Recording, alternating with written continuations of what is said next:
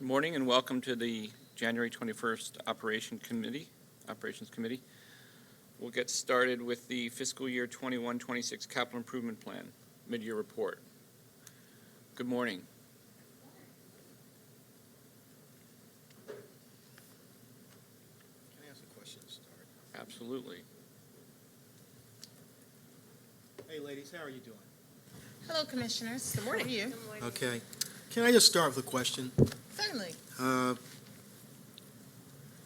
guess looking at the CIP, the wish is to have $120 million. Okay. So of that $120 million, we get $101 million from the state. We do not get We that. get we. Okay, what we're in terms of the requesting. wish list, Yes. it's thank you. It's $120 million. We wish to get $101 million from the state, but the state won't give us $101 million. So, based on historical allocation, the state gives us $28 million. So we have 19 from local, hopefully, and we get 28 from the state, which is the normal standard operating procedure. So therefore, when we get that, how does it break down in terms of, that's where I had the hard understanding. How does it break down in terms of looking at that roughly $47 million bucks? What we really need to spend it on? What we really need to spend. Okay, well, good morning first. Right. I'm Nicole Stewart, the Yeah. Director of Facilities Planning and Real Estate. Right. And I'm Cindy Smith. I'm the Director of Design and Construction for Facilities. And so it sounds like your question is, what do we really need on an annual basis for capital projects? No, I know what we need. We need $120 million.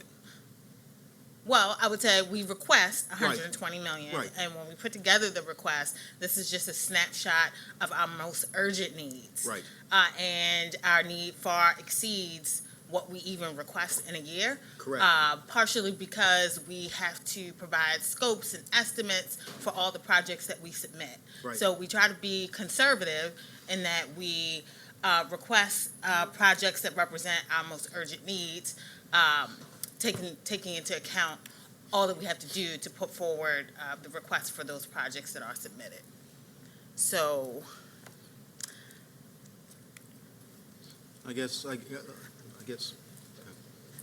One of the other reasons why we also submit a large list of projects is because the state will review those projects and they'll give them a category. A, they're approved. B, they are approved but no funding. And then C, they're not eligible. What happens that during that process, if there is a project that has been approved and that project, there's an issue with the project of moving forward, then the team can actually pull another project that has been approved but not received funding from the state. Okay. So by providing that full list of projects that the state has reviewed and either approved or not approved, then we have a number list of projects that if one project doesn't move forward, then we can provide provide funding for another project. The other thing is consideration is if there's any additional supplemental dollars. Okay. So sometimes towards the end, around April, when the governor's budget is finalized, if there's any additional supplemental dollars, then those dollars can be applied towards projects that have been reviewed and approved by the state. So it provides us with a little bit more flexibility. But as Nicole and Cindy are saying, is that is only a small snapshot of the actual need. One of the reasons why we started limiting at 120 million was because that anything more, that was an additional burden for the state to have to review and our team to have to prepare the backup documents for the state to review. Okay. Thank you. all right, so today we're just going to provide the mid-year report on our capital improvement program. Please feel free to ask questions as we go through the presentation.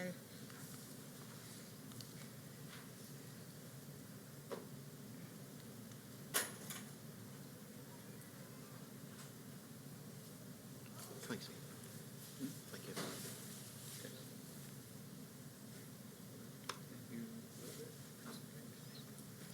John, I can't make it. 3 in a row we kicked off. right, so I'll move forward and, okay, there we go. There we go. All right, so in today's presentation, we will just go through what the request was for the FY '21 through '26 CIP, what our goals were, what the actual request was. Talk a little bit about just the point that you just brought up, Commissioner Reed, about our total capital need, what the financial implications are for the projects the state at this point has made the decision to move forward with, and then we'll provide an update on previous CIP awards and what the next steps are in the CIP process.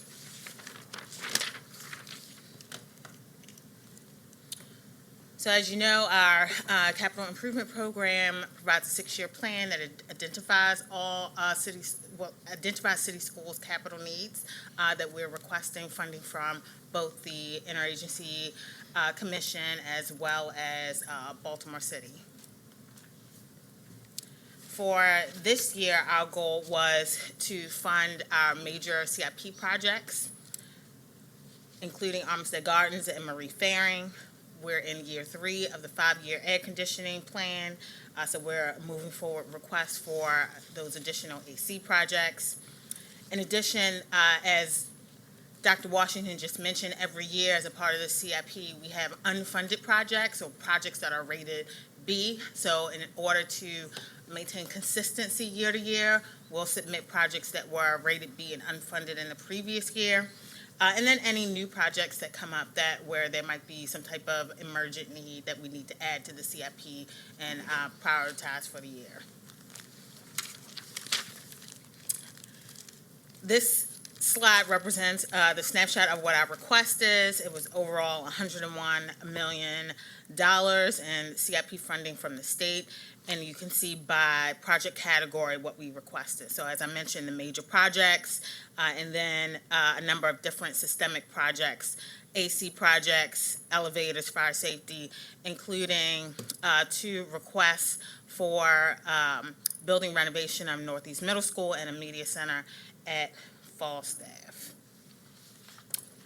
Nicole, Yes. what does multi-systemic mean? That's the biggest number. Sure. So multi-systemic projects are projects that combine 2 or more of the types of projects we typically submit. So that could be an HVAC and a fire alarm and sprinkler. It could be windows and a roof. Or it could be, and actually in one case, it's an HVAC, fire alarm, windows, and the roof, where we're basically hitting all of the systems at once. So that's pretty much anything that doesn't fall into a single system project. And behind these numbers are a more detailed list of actual schools and building numbers that would Yes. be, okay. It should be in the appendix. Okay. And if not, we've previously provided what we call our 102.4, and we can make sure that you get it if you don't have it. Yeah. Good. Sounds like we have it. Okay.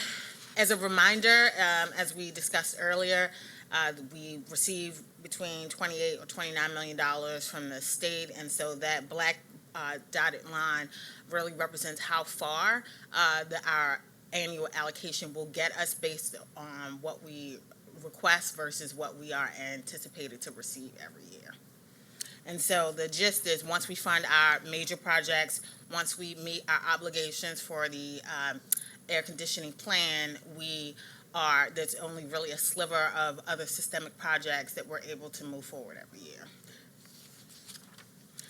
So this map is just a representation of where the requests happen across the city. We like to look at our resource allocation across what the district calls our Community Conditions Index, which essentially categorizes neighborhoods by the previous level of investment in those neighborhoods, whether it's social investment, financial investment, and we can see that the distribution of our projects are all across the district in terms of what we're requesting. I'm sorry. Can you just take a moment to describe the 4 categories of the Community Conditions Index?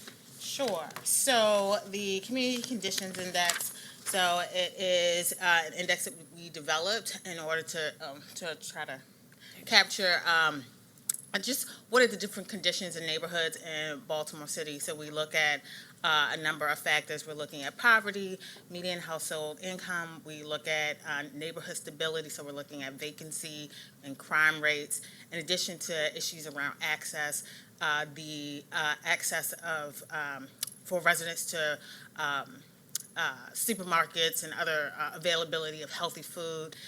In addition to who has the percentage of residents who have a car and who can get around the city without public transportation.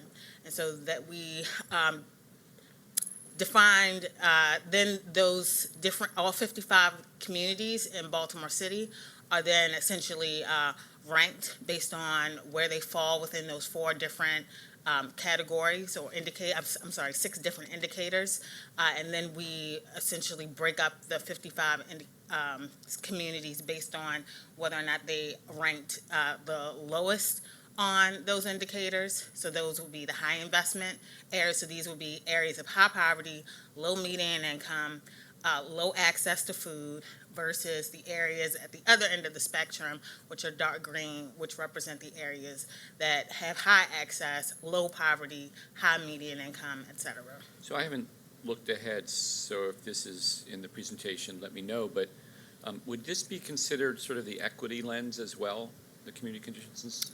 A part of the equity lens. And is there an equity lens that goes into the CIP, not only the $120 million, but the priority projects that are most likely to get funded? So I would say it doesn't drive our decisions on what we prioritize, but it's a way for us to evaluate what we have prioritized. Sorry, what? It's a way for us to evaluate what we have prioritized so that we can see what the distribution of resources might look like.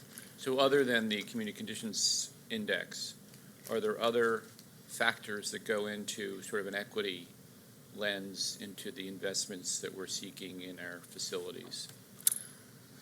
I would say in terms of the CIP, since it is only systemic projects, it is driven by the actual building needs. So if a roof is falling in, if a, well, not that a roof falls in, but a roof needs repair, or a HC needs repair. So it's driven by that. It's not, we aren't in a position to say your roof needs a repair, but since you're in a green area, we can't do it.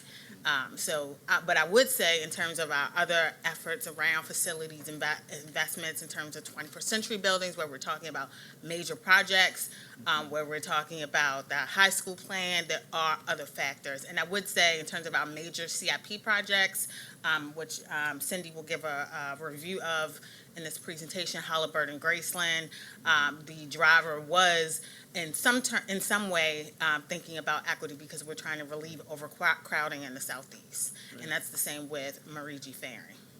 I mean, we were in a equity training, thanks, Sure. just Friday, so this is fresh on my mind. And no. So, this sort of equity lens, all things being equal, if there were 2 schools that had similar roof conditions, absent the equity lens, the theory might be that the school in a more privileged community would get the attention. The argument would be that with the lens, that difference might be accounted for, and the school that is in a more disadvantaged community would get the attention. So I'm just wondering, is that a factor when you look at not the $120 million, because they're not going to be funded, but the 28 plus 19, whatever that number is, are we ensuring that the decisions that are being made from the perspective of ensuring equity in where we're choosing to make these investments? So I would say with the limited funding that we receive, it is all about emergent needs. It is all about our ability to be able to make sure that schools are able to function and that they have the ability to remain open, and so the students aren't missing, time or inadequate conditions in their school buildings. So I would say that with that limited number of funds, and in addition, we're not the ones necessarily making the decision on. So we submit our request to the state, and then the state ultimately makes the decision on whether or not to move forward and approve a CIP project. There are a number of projects in the CIP that we prioritize that the state decides not to move forward with. So part of that is not just our equity lens, but it's also how the state views our schools and the decisions that they make about approving our CIP projects, which we attempt to influence, especially when we understand the context around our schools. However, that's not always a common understanding, but something we try to influence.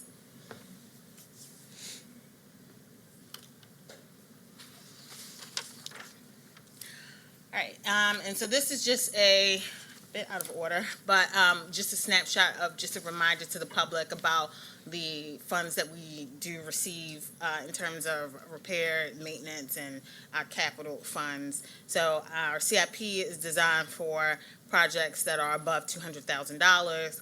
They're designed for buildings that have utilizations above 65%.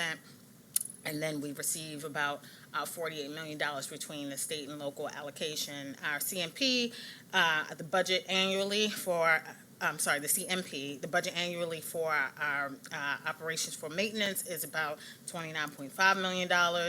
And then, of course, we know the 21st Century Buildings Program is $1 billion to renovate schools. So that total replacement, $5 billion that you see, in terms of total replacement, is actually including future things we would have to do around 21st century buildings. So if we took out the 21st century buildings, that figure would be about more like $4 billion in terms of what our total replacement is. And then in terms of what we actually need annually for capital dollars, that amount is approximately $200 million based on the State of Our Schools report and the methodology that they use. So as a comparison, we receive about $48 to $50 million, and our need annually is $200 million to keep pace with, one, the capital needs every year when systems are beyond their life cycle, and to keep up with capital projects. Thank you for that slide. Reason I say that is if I had to look at the institution strategically from a capital or spending standpoint, this would be a slide I'd like to see. So, yeah, thank you very much. And just to clarify, Yes. the large blue circle of $5 billion, does that include 21st century schools? So that is a long-range forecast. So of course, our buildings are new now, but of course we will eventually have to make capital improvements and repairs to those buildings. And so that's why that number includes those 21st century schools as a long-range number. But if we look today and we took out that $1 billion that we've invested in 21st century schools, then the number is more about $4 billion for the rest of our portfolio. So by taking out the billion, then the amount that we spend annually would be the 40 some million dollars. Right. But why Yes. not plus the amount for the 21st century schools, which we are spending annually now? Why would that not be in the number that we are currently spending on a capital basis to repair, renovate, and build schools? So it's a matter of what the question is when we present this information. And in some cases, when we're talking about the full portfolio of our buildings, that represents the $5 billion. But when we're trying to get to our narrative about what we need in addition to 21st century, Yeah. that's where we make that distinction about what that number actually represents to get to address the need is great, but we have had this $1 billion investment, so we're trying to account for what we have received to give people that snapshot. I'm not sure I answered your question. Okay. All right, so, sorry. And so this slide just recaps what we just talked about in terms of what we requested. Now on to what we received. So this table is by project type. And so right now, what happens is once we've submitted our request, and then the state has returned to us what their recommendations are at 75% of the governor's budget. So the governor's budget, It's about $300 million. And so at this point, they've allocated about 70% of the governor's budget. And so this is what the results of that are. So the IAC takes our requests, they go through them, they sometimes skip over the priorities that we've outlined, and this is the result of this. So as an example,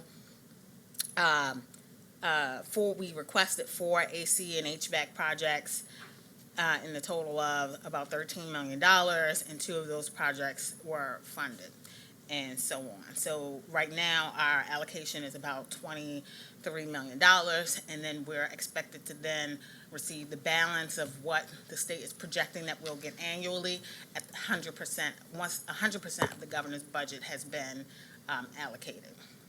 So we're still recommended to receive about $28 million from the state. So fiscal year 21 starts in July of 20, right? Yes. So we already have projects that have been approved by the what's it called? IC. IC Mhm. for fiscal year 21? We've So- already have that So approval? as a part of the process, yes, they do an initial recommendation, but the recommendations are not finalized until around May or June. And then they're adopted in the state capital budget? Is that Right. how that works? Yes. So this is a preliminary list of what projects they think they want to fund of our Yes. request? Yes, and so usually this list represents what happens, right? What they intend to fund. I will say, however, last year, since the decision was to reallocate some of the funds from the CIP to another funding source that city schools does not have access to, so it was about $28 million of funds that they did not allocate, so that meant that we had a shortfall of $2.8 million. So all of this is estimates. So we actually had to go back, take some of our local money to make up for that $2.8 million shortfall, because the IEC decided to make a different decision about what they wanted to prioritize with that last $28 million of the governor's budget. Okay.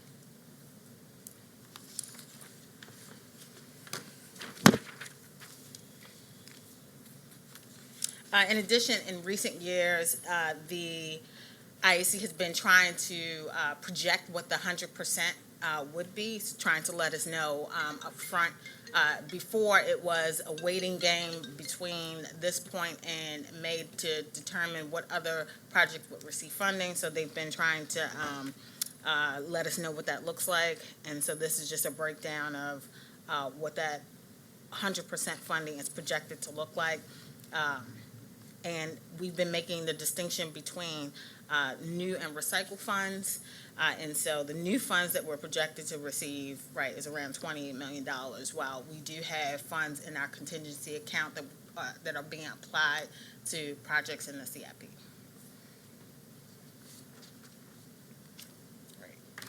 Okay, so on to our major projects. So we have 2 major projects currently in construction, as well as we had requested for 2 additional major projects. Holabird and Graceland are in construction right now. We've talked about those a lot. Those are our 2 new net zero buildings. They are scheduled to open this summer. And then once we move the students in this summer, then we'll demolish those existing buildings on both sites. So those students will be in those 2 new net zero buildings this summer. In addition, we had requested funding for 2 additional major projects. One's Armistead Gardens and the other one for Marie Fairing. Armistead Gardens is set to be a renovation and addition project. We had it set for bid and award to happen this year, for construction to begin by the end of this year to occupy in 2022. In addition, Marie Fairing we purchased the adjacent site, which was a historic church and had an annex building, and we are going to renovate the historic church, demolish the existing annex, and build a new classroom annex there to house the pre-K to 2 students. So it'll be a 2-building school to house the overcrowding over in that area. So we are in the beginnings, very, very beginnings of design right now. We are scheduled to bid and award that project by the end of this calendar year to be able to start construction next summer with a 1-year construction. Now, both of these projects, though, as we talked about, the IAC did not recommend funding for, and we'll get into that again a little bit later. In regards to our additional CIP projects, all of our systemics, this is a snapshot of where we are in regards to the FY 20, 19, and 18 projects. As far as FY 18, everything is in construction or completed. For FY 19, we have one still in design. These projects are all ones that have to be board approved by the end of May to keep the funding. And then everything else is in construction from FY 19. The majority of those projects were AC projects. We did have to postpone 6 of those, but then we requested Healthy Schools Facility Funds money, which we'll talk about again a little bit later, and those are going into construction then as well. For FY 20, we are out for design consultant services or in design for all of those projects at this point. So in regards to our AC plan, we proposed a 5-year plan. We are in year 3 of that. We currently have 51 schools that do not have AC as compared to when we originally started at 75. So we are making headway. We're achieving air conditioning through a variety of methods. This could be 21st century buildings. This could be our CIP, Halliburton, Graceland buildings. It could be full HVAC projects, or it could be vertical packaged units. A snapshot of what one of those vertical package units looks like as completed at Northern High School is on this slide. We have received some supplemental funding from the Ravens for a couple of these projects as well to be able to make up some differences and shortfalls in these.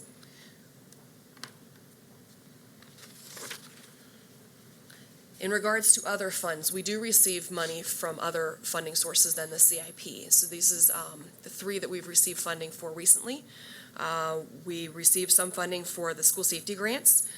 Round 1, we received $1 million, and then round 2 was just shy of $1 million, $883,000. This primarily did access control systems as well as lockable classroom doors and other security technology across the 2 years of those funds.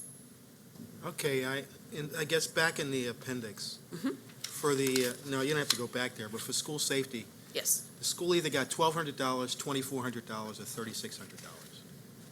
Most of them were $1,200. But what would make a school have different number of doors, number of students? How would that impact? So these are primarily run out of our maintenance department, so we might have to get back to you with some of those answers, but I'm going to estimate based on just looking at these that a lot of that has to do with number of doors, number of access control points. Okay.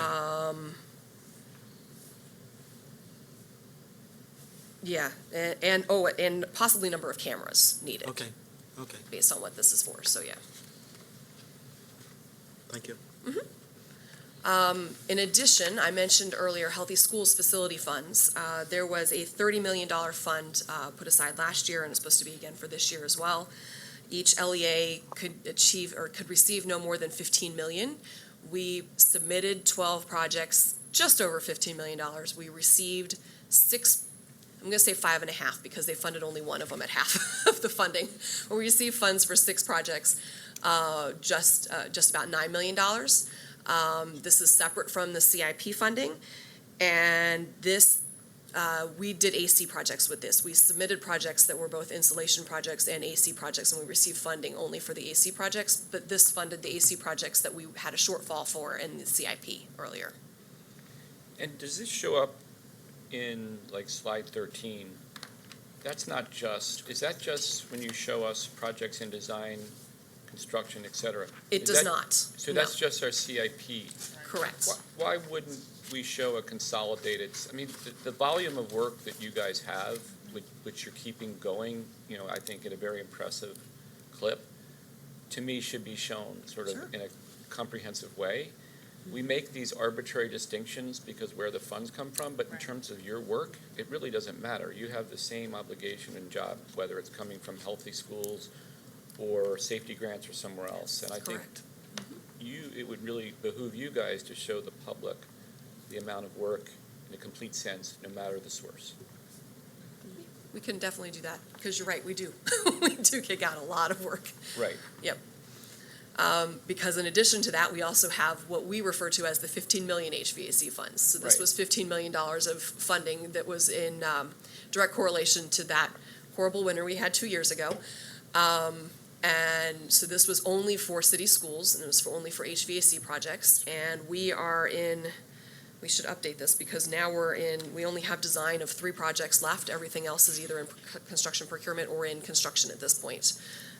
For a total of, we did 10, about 19, about 20 projects with this money. So, and so those ranged anywhere from, a boiler replacement or a chiller replacement to unit vents to insulating and replacing full piping in the building. So it just depended on the school and the priority and what they needed. I've heard that the mayor wants to earmark X number of dollars for HVAC for city schools. Is there a conversation between the mayor's office and your office saying, we have priorities? How does the 32 million or whatever the $1 million work within the framework of what you're trying to do with HVAC or CIP? So, our capital improvement plan goes before the mayor's office. The planning department actually is the first, the planning commission is the first to see our CIP plan and also approve our plan. That plan is also presented to the mayor with Dr. Santelises, and the mayor will have a conversation about that plan. I think the 32 million that you're referencing is the funds that he earmarked to match House Bill 1, which is the 21st Century Public School Construction Fund, the new House bill related to school construction money.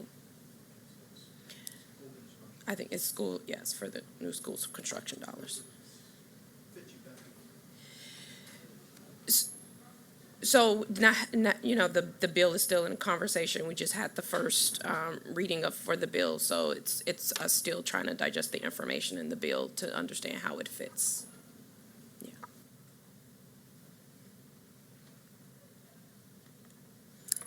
This is just a timeline. As I mentioned, by May or June, we will have received 100% of what the allocation will be for the year, although we know the projected amount is about $28 million.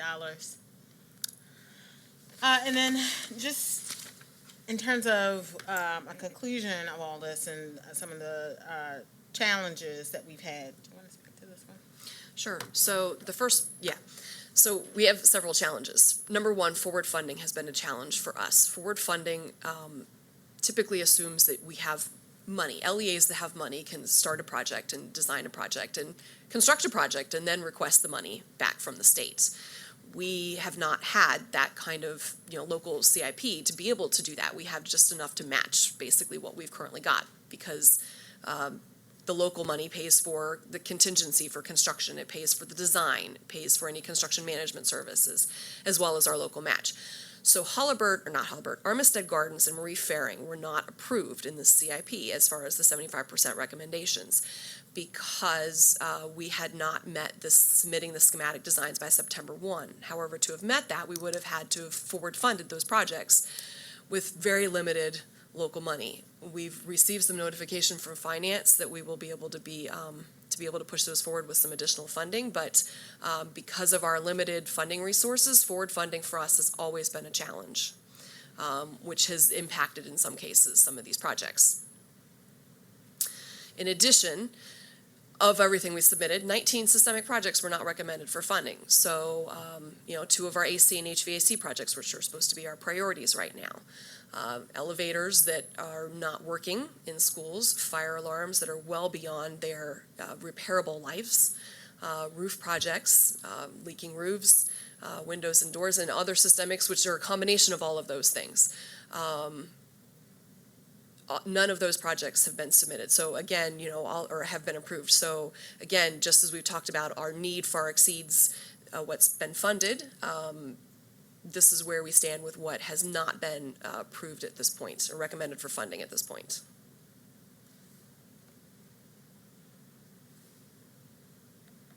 So I do want to make note that of the major projects that were not received for funding, one of the focus that we've decided to make, even given the fact that we have very limited funding and we don't have the ability to forward fund and design, was that for our major renovation projects, we would scrap funds off the top to get those projects designed so that we can be able to move those forward.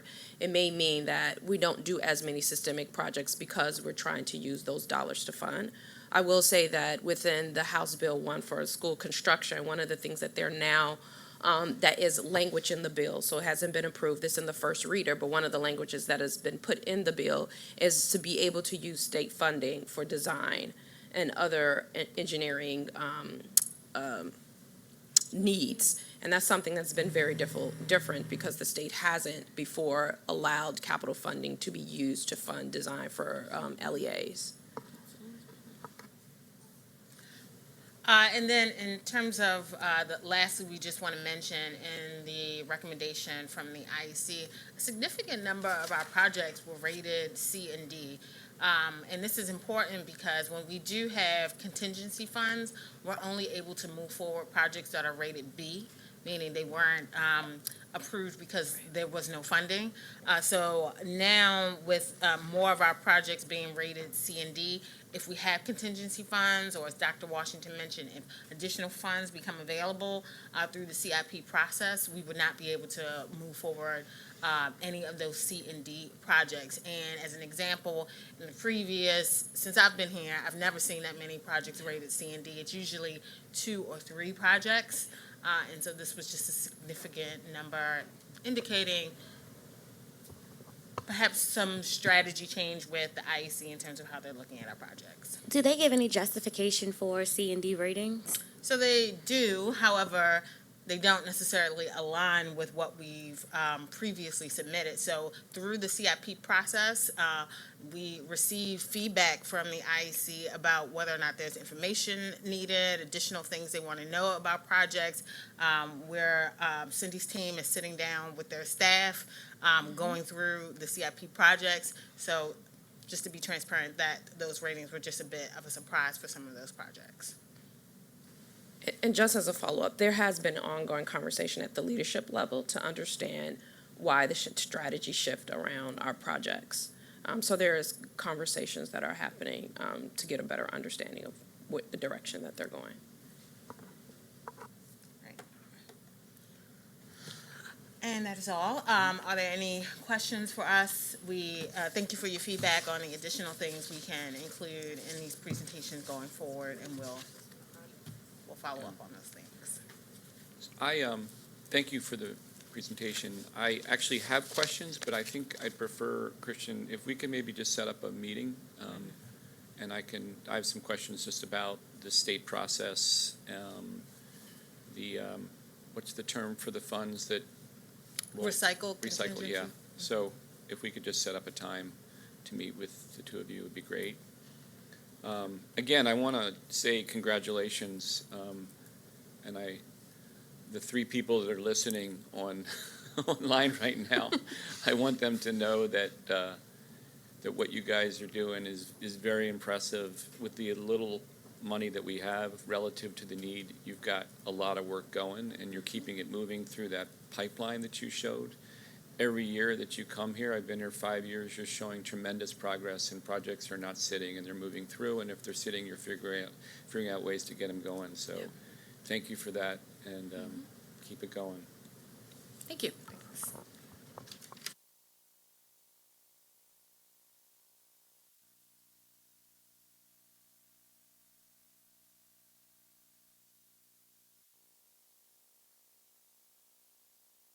Okay, next up is the fiscal year 21 budget development update.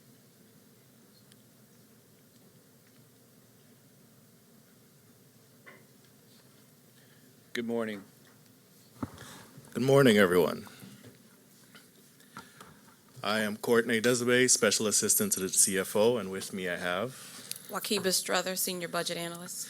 Wakiba is one of our senior analysts. She manages 4 CLNs, and she's also participating in a few different projects that we do through budget development, like the budget guidance, which we're going to talk a little bit about today as well.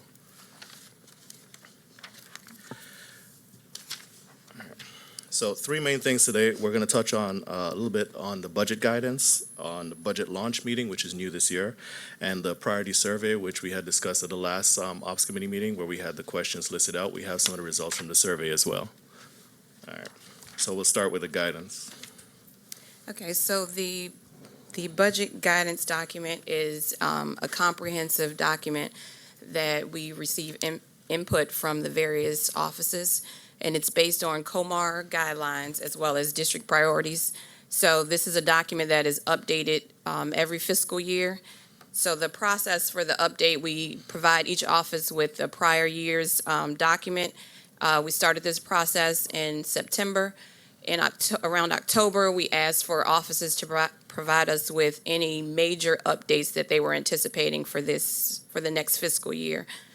By doing this, we were able to share this information with the other offices to see how the changes to, let's say, academics may impact how you can use grant funds. So that's something that we did during the process this year. Once we received those broad overviews, then we compiled the document, which is the document that we've presented to you all. And this is still a draft document, so we are still waiting on further review from the chief level. Once those reviews have been made and any final recommendations are made, then we plan to share this information with the schools on or before February the 5th. February the 5th is our FY21 budget launch meeting. That's a meeting that Courtney is going to discuss in a minute as well. Question. Yes. Your name again? Wakiba Struther? Struthers? Yes. And my other question is, who owns that 91-page document? The CEO or somebody else? So we compile it in the finance office, but there's actually very little of it that's finance related. Most of it is like what schools have to keep in mind in terms of meeting COMAR regulations, personnel changes, how they go through the processes for adding, changing personnel, et cetera. There's stuff on square footage for custodians. There's stuff on IT support and IT purchasing. So it's a combination of information from all the different offices. And this is not This is, what we have submitted to you right now is a draft. We're still awaiting further input on some of the things that are being suggested or being devised at the cabinet level that may impact what's put into the guidance. So if there are decisions being made on like locked positions or changes to any special ed, positions, those might affect what we put into the guidance document that's finally submitted to schools. So as of right now, it is a draft, but it is fairly close to final. Is it, how old is this? How long has it been around, and does it change substantially from year to year? I am not sure how long it's been around. It's we update it on an annual basis. The first version of it that I had seen with my own eyes, I think, was a 2013 version, but I would expect that it had some version of it existed before then. There are portions of the document that go largely unchanged because some of it's fairly procedural. There are a lot of things, kind of depending on the year. For example, this year we had to include a lot of guidance on the concentrations of poverty because of the changing funding that we received on that. There are also a few adjustments in the academics office based on recommendations, to match COMAR. So there are a few things that get updated. Human capital, for example, makes changes just based on prior years, things that they've seen in the process that have become hiccups or hindrances that they try to adjust the process to allow it to flow a little bit smoother. And it's a feedback approach, so we take a lot of things that have been done previously, whether it's student collaboratives, whether it's direct feedback from principals or ILEDs, or also things that internally we've been working on during the course of the year that we want to implement in schools or have additional structures for the schools. So we try to build those into the document. It's our central repository as far as the budgeting process is concerned. So there are a number of different things that may happen during the course of the year, but we try to keep them all stored in the budget guidance document, because that's the one place that we know everyone knows to go to look for it. Historically. Repeat that again, because I think it's really important. You said this particular document is a central repository for a lot of the budgeting items that schools would be required to input during the process. So we historically share it only with principals. We've shared it on Principals Dashboard, which is an internal sort of an internet site where principals have access to go into the document. Over the last couple of years, we've been sharing with you and the board and putting it on board docs because we've had a couple requests from committee members as well to see the guidance document. So we've made it available so that it can be referenced by anyone who wants to see. There have been committee members who've asked, what the guidance is like and what are the restrictions that principals operate under. And principals have referenced that as well. So we thought it'd be useful to make it available, which we've done the last 2 or 3 years. Okay. The next item, kind of segues perfectly. This year, we're doing a budget launch meeting. This is going to take place on February 5th. It's a half-day all-principal meeting. And the goal is sort of to kick off the official budgeting process for the schools. It's a pre-collaborative. And it's also where we kind of go through some of the changes in budget guidance. So part of the day is they're going to be going through rotations, from different offices where they're going to highlight some of the things that have changed in the budget guidance for this particular year. So we're not just kind of like throwing out the document and hope they read it, which, has kind of been hit and miss. We're going to, sort of create sessions to walk through what those changes are, see what questions they have relating to those changes. And a lot of those changes have budget implications. They may force schools to utilize funding in different ways, but also create opportunities for them to use funding in different ways. So we're kind of going to walk through all of those things with them. We know the process has been further complicated by some of the additional funds that we received last year, like the concentration of poverty fund. So explaining what you can and cannot do with different types of funds, what you can and cannot do with CSI or Title I funds, et cetera. So a lot of the process will be supportive, but it's doing it up front before they get to the budget collaboratives so that they have that, sort of resource of information and that they've checked off some of the boxes so they come to the collaboratives a lot more prepared. So, like I said, it'll be on February 5th, 12:30 to 5 at Poly. There'll be an initial sort of joint, kickoff session to all the principals, and they're going to break down into groups that are going to rotate through the different guidance, and then there'll be additional support afterwards.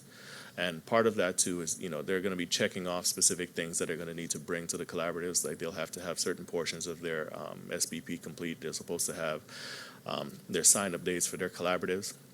And I've said collaboratives a few times, and I've touched on this before with you guys, but just as a refresher, from February 13th to the 28th, we bring in every single school for a budget collaborative. So the schools don't build their budgets in isolation. We sit them at the table with human capital folks, finance folks, grants folks, et cetera. Everyone sits there with them and goes through the process of building their individual school budgets.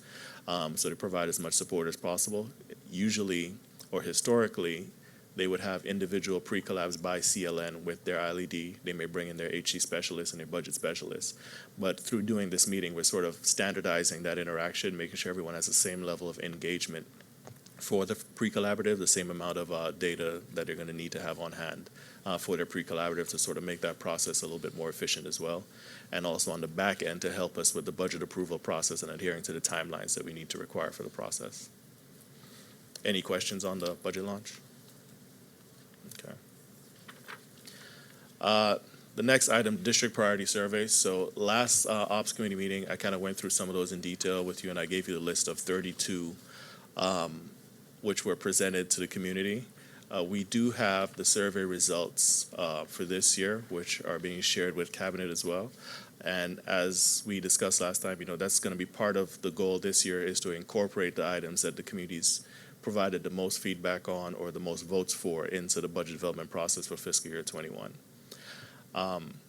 So the survey ran from mid-November to we stopped it just after we came back from the winter break. We had 415 participants, which is, as you can see, almost double the number of participants we had from last year. And we had a similar number of priorities, 32 priorities, and last year was 28. I've included the top 5 priorities, which I'm going to go through in terms of the responses in here. As after this presentation was put together, we did receive some additional feedback. Interestingly enough, there were 3 math teachers at Digital High School who, as a class assignment, gave their students the surveys to review and provide feedback on. So we received a stack of written responses that we're kind of going through right now to look at the student feedback on the district surveys, which I thought was pretty neat. So who was surveyed? The survey is public, so we delivered the survey at the community engagement meetings that we had. Remember, we had the 4 meetings from November to December, and we also had it posted on our website. We sent out blasts through social media to respond to the survey as well, so it's available for all members, teachers, students, and public. Yeah. So are you able to break it down by community, parent, teacher, student? No, not in this year. Maybe the way that we ask the questions or we set up demographic responses next year, we can. This year, part of it, and last year, we tried to keep it fairly streamlined. We wanted to be something that someone could kind of just pick up on their phone, check their boxes after, kind of going through the process. And the community meetings that we had were really going through the details on what each priority area was, what it meant, seeing if there were any questions on those things that needed to be, clarified, and then allowing them the opportunity to provide the feedback Yeah, on those. I mean, I think maybe adding just a checkbox, because I think it would be interesting, if not informative, to see how the priorities break down by parents versus students versus teachers versus others, just. Yeah, that is something we've discussed. I think that's actually a great idea. And we saw that, in kind of looking at some of the responses or the things that were voted on this year, we know there are certain populations that are probably more represented than others, and we're seeing that through the results. So if we could get a better handle, like you said, on who is responding to what, I think that would be useful information. Yeah. So item number one, or the one that had the most votes, was heating and cooling of school buildings. I don't think that's a surprise. Number two, bilingual programming. Number three, we had the phase 2 of the 21st century program. Number 4, student enrichment and extracurricular activities. And number 5, early literacy.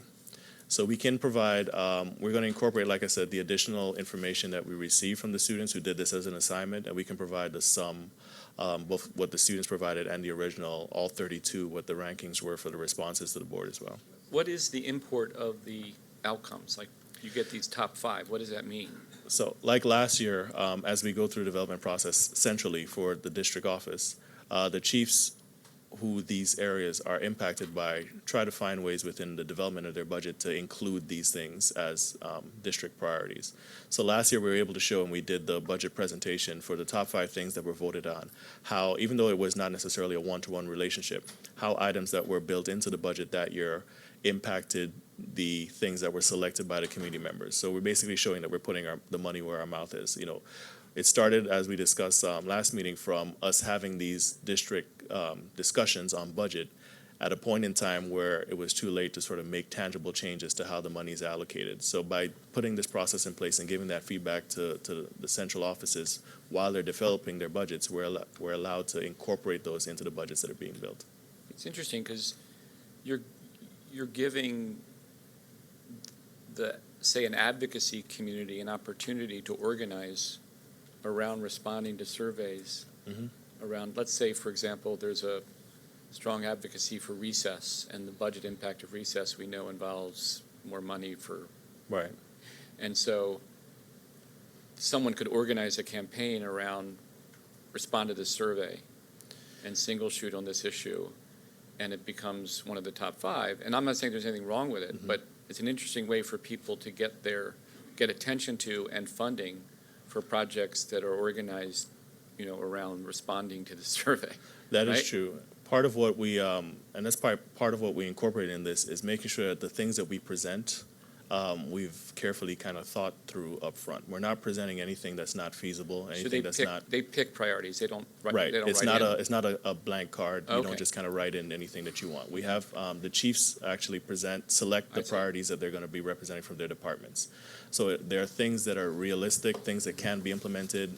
We don't want to set ourselves or the district up for failure by saying, hey, just write whatever you want, we're going to make it happen. Gotcha. That's absolutely not what's being said. Okay. It's really very much within parameters. So can you put in the addendum, if you do this again, Mhm.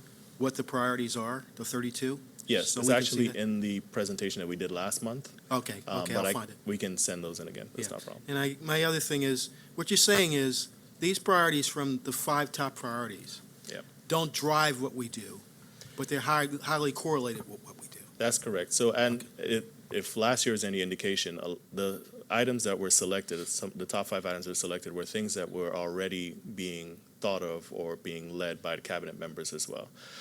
So it was reassuring to see that there was a lot of community support or correlation between the community feedback with what cabinet had presented. And that is not to say that items that are not in the top 5 would not also make it into the budget or be, developed as well. It's not exclusive. Okay. And then last part we have is our next steps. We're really getting into the swing of things budget-wise at this point. Budgets should be available to schools on February 5th, which is only a couple weeks away. The budget tools open up February 10th until March 6th. So this will be the schools, central, and grants budgeting tools, which we'll be using to develop the budgets. And the collaboratives that I mentioned will be taking place from February 13th to February 28th. So we have those in conference room 301. We run 5 sessions at a time. So we have the room set up, and we're having sessions from 8:30 to 5 p.m. every day between that period, except, President's Day and the weekends. So it's a pretty intense time of year for all the staff involved and the schools. So we're a little ahead of schedule, so I want to ask you, how are we doing on the budget? Can I know that's not the presentation, the numbers, but in general, when we had the bridge to Kerwin, Mhm. I can't keep track where we are in what year, and I think it was 3 years. Is this the third year, or is this the fourth year? This is the third year of the bridge to Kerwin. Well, this is the year after the third year, sorry. It was 18, 19, and 20. We're now developing the 21 budget. Right. So there were some items that we already had knowledge we're going to carry over because of the new grant or new funding we received last year.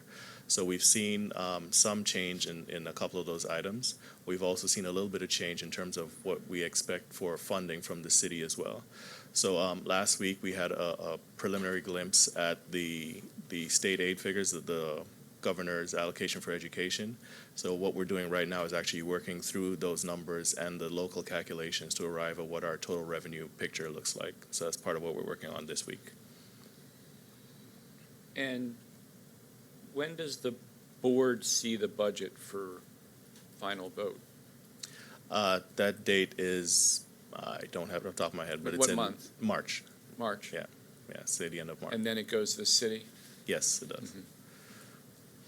Yeah. Thank you. All right, Any no problem. questions? Okay, thank you. Okay. Procurement, just a couple items.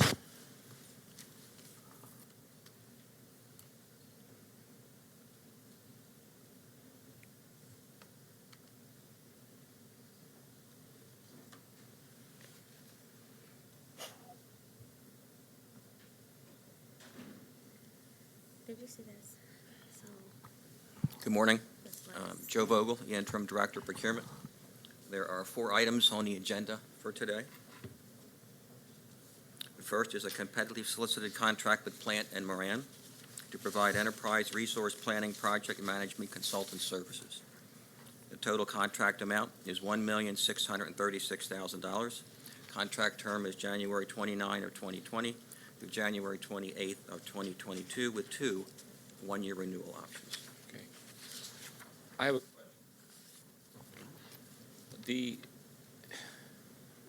MBEWB is waived because the contract is not segmentable, I think is what I read.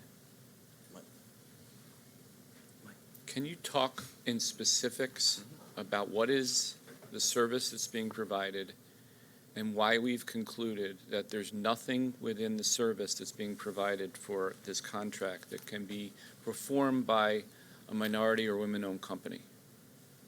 Well, typically, in that area, if it's a publisher or things of that nature. Sure. Yeah, my name is Michael Smith, Department of MBE. Typically, in those areas, it's not segmentable. You can't break it down, like if it's an area of publishing and things of that nature. So there's difficulty in setting goals for MBE participation in those areas. Could you be more specific about what is the service? I don't understand what the service is, and I imagine others don't as well. What is, more in layman's terms, being provided by this vendor? And, right, it's just not an area I know. And then, again, the question is, are we certain that nothing within the service that's being provided by this vendor could be provided by a sub-consultant or a subcontractor that is minority or women-owned? Okay. So first, the question about what is the service? Good morning, Commissioners. Sashi Morning. Buddula, CIO. So as you know, the Enterprise Resource Planning, which stands for ERP, which is a core business system which manages all of our human capital, payroll, benefits, your general ledger, your accounts receivable, accounts payable, purchasing, procurement, your position management, your budget management, or a plethora of other critical functions. That's the system we're talking about. Our current ERP solution, what we use is Oracle e-business suite, which is almost about, actually a little bit over 20 years old. We implemented back in 1999. So obviously it's time to replace that system because it's adding up to a lot of inefficiencies and everything. I'm sorry, can you speak up just a little bit Oh, sure. more? Or Yeah. move a little bit closer to the mic? Sure. Thanks. So what we're asking is basically it's time to replace that 20-year-old system. We're asking for project management services, an independent vendor to come in, actually provide project management, because this is an expertise which is we need so that, they can come in, provide project management services from cradle to grave, all the way from the start of the project to the end of the project. Obviously, this is a significant undertaking, a pretty cumbersome and complex project when you're dealing with such a critical core business functions. But also, this project management vendor is going to provide us with the requirements, collecting the business requirement, what the new system should look like, right? Along with working with our procurement, creating an RFP for the actual ERP software, right? So, but also assisting us with the evaluation and the contract negotiation, the whole thing. So that's the scope of this services. The actual software or the project management? No, project management services, Right. along with the requirements gathering for the, business requirements gathering for the ERP solution. Also doing the whole, the negotiations and everything. Yeah. Right. So now to the question of the service, the project management. There's not an opportunity for this company to enter into a subcontract with a smaller local or minority women-owned company to benefit from the opportunity to participate on this contract? But we are certain that there are no, in the city or state registry of minority companies, there's not a company that's registered that can provide this service or participate in providing this service? In the past, in these areas, we've had difficulty in doing that. And again, in the past, we've always, in the specific areas like that, project management only, or providing the computer services only, or programming only, we don't attach MBE goals to those projects. So when we issued the RFP, we basically issued the waiver in advance. So the responding community was given a pass on this even in the competitive process. Is that correct? That's correct. And why would we do that? Why would we not at least give them the opportunity to try to find small and minority companies to participate in this very large contract? Well, typically, we go by our past experience. And in the past, we haven't had the opportunity to have an MBE participate in those projects.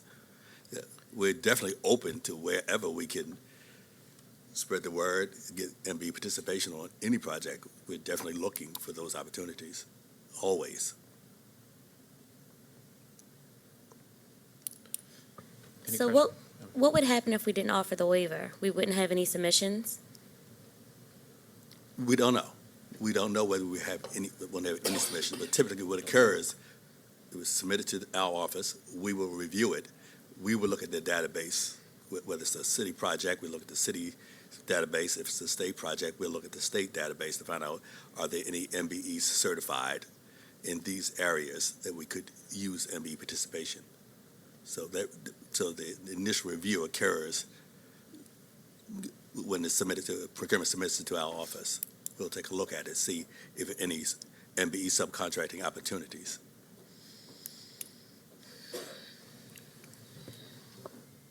Well, this will go to the board. I'm not in favor of it. I'd like you to do some research and share it with the board or share it with the committee on whether or not there are small minority or women-owned companies that could participate in this service and share that. I'd also like to add, so with there not having an MBE, WMBE requirement for this particular procurement, were we anticipating having it for the actual software procurement that would come as a result of the consulting? That's what, I'm not totally familiar with this project, but yes, normally that's what we look at. If it's just software we're talking about, obviously, there's no MB participation in terms of that.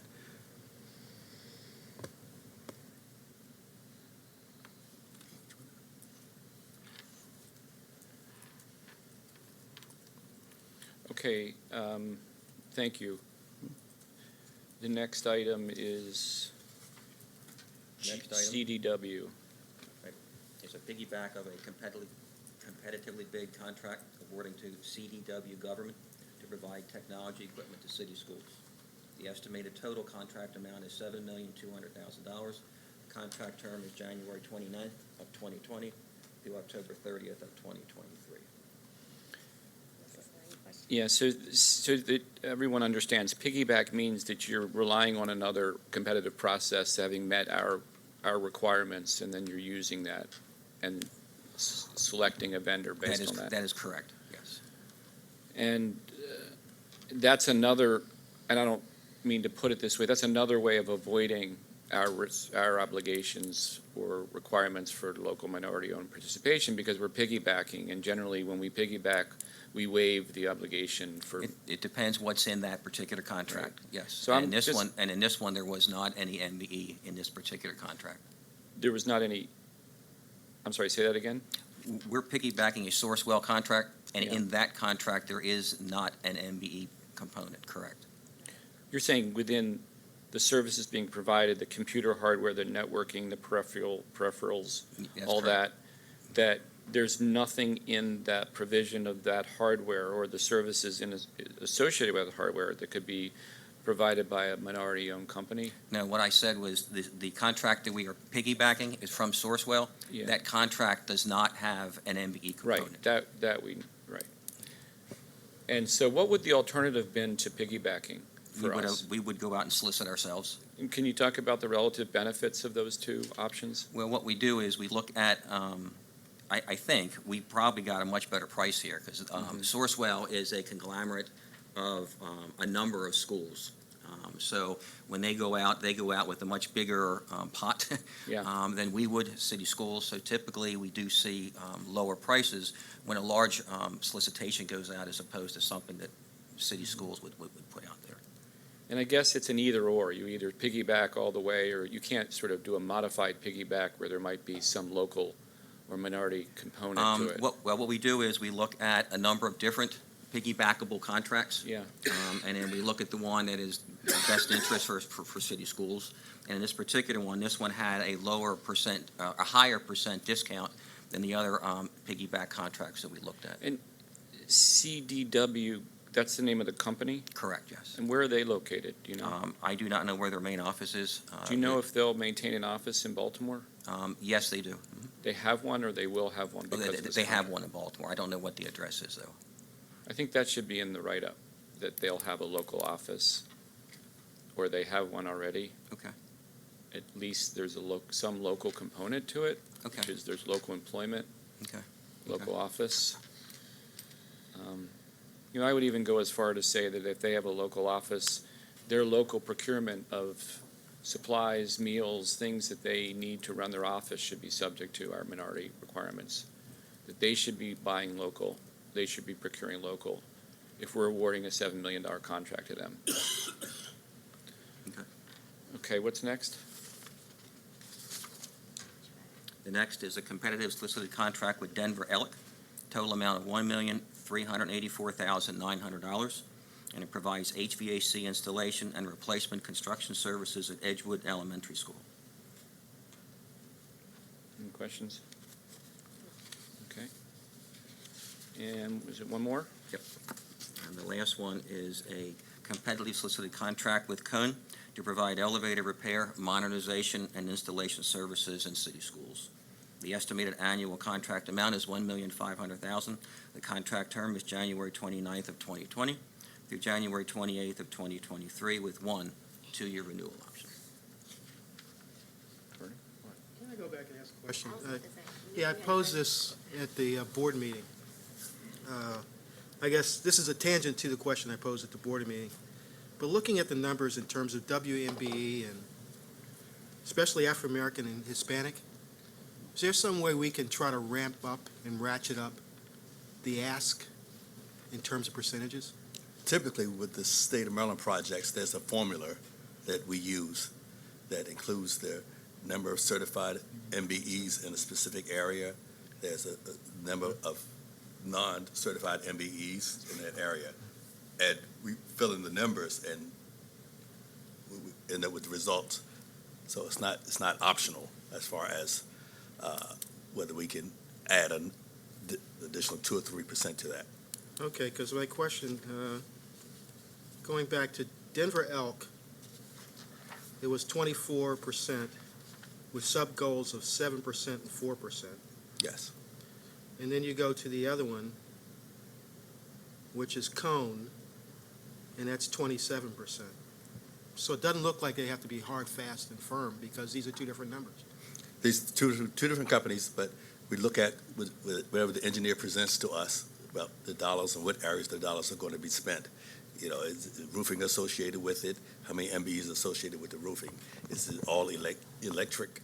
Is it plumbing associated with it? And we look at each area and assign a percentage to MBE participation to each area. So that varies from contract to contract. So how could Baltimore, the state, over time, move that needle to make that number higher? With the State of Maryland project, we have to use the formula that the State of Maryland has already prescribed to us. I think the question is, Commissioner, I agree with you, and I think the way to increase the needle is to increase the availability of vendors who can meet the service. So there are obligations and there are entities outside of the district that are working to build the capacity of local companies. And so sometimes these goals are met based on the availability of local companies. So if we can increase the supply of local companies, then that percentage would go up over time. And so it is building capacity of small minority African-owned companies to be in a position to then, sorry, am I not? Yeah, it's on. So anyway, that's that. And that would be the state's purview. No, that would be really I think the responsibility of a lot of entities in Baltimore that have it as their mission to build capacity of small business in the city, including African-American-owned business. And then under the state formula, with more providers, the formula would allow for an increase in the percentage, because it's related in terms of the availability of the vendor is tied to the percentage goal that you would set. You can't set a higher goal than you actually have availability, so they try to calibrate them. We also did change the wording in the MBE component from our board meeting the other day. In this scenario, we have the solicitation requirements, and then we say here the vendor agreed to meet the goals of, and then we listed it in there. Okay. Thank you. Did I miss? And in this one too, in the Denver Elk, they agreed to meet the goal for African American is 7%. They came back with a 20%. So we do see that sometimes. Thank you. Appreciate it. This was a success. Okay, so I think thank you, gentlemen. Okay. Thank you. I think we're still a little ahead of schedule, but we can invite public comment now, right? Or do we have to wait? I don't know that is there any public comment? It's all staff. I think so. Okay, any final comments or questions? Great. Thank you. Next topics, do I have that upcoming? In Board Doc Section 6, okay. Section 6, this is Christian really wants me to do this every time. Next meeting, we'll have another budget update on February 18th, 2020, employee evaluation update, and look forward to this one, a transportation update. So thank you all very much. Have a great day.